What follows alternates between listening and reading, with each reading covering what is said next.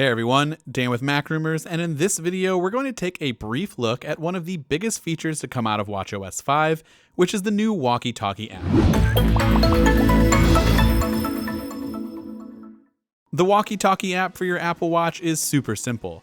As soon as you open it, you'll see your contacts in a card format, or you can tap the plus sign to add more contacts.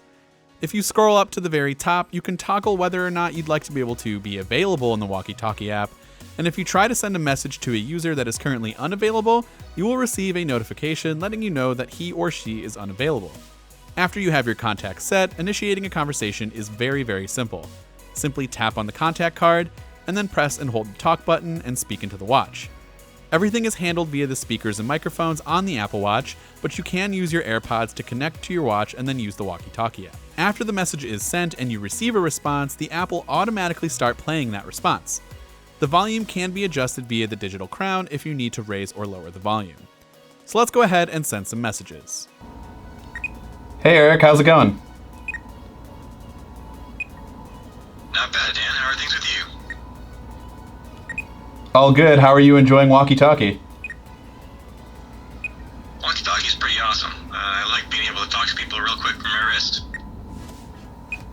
Hey Dan, are you there? I'm here.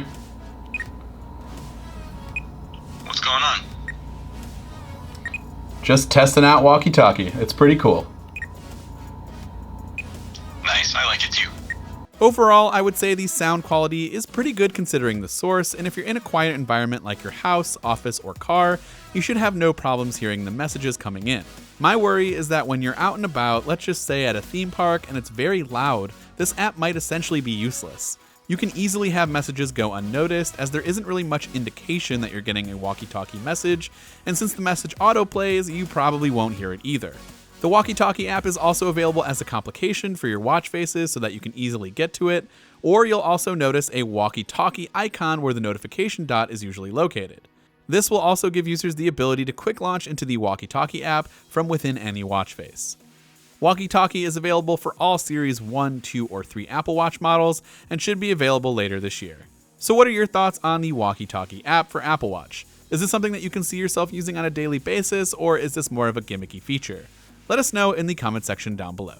This has been Dan with Mac Rumors. Thanks for watching, and I will see you in the next one.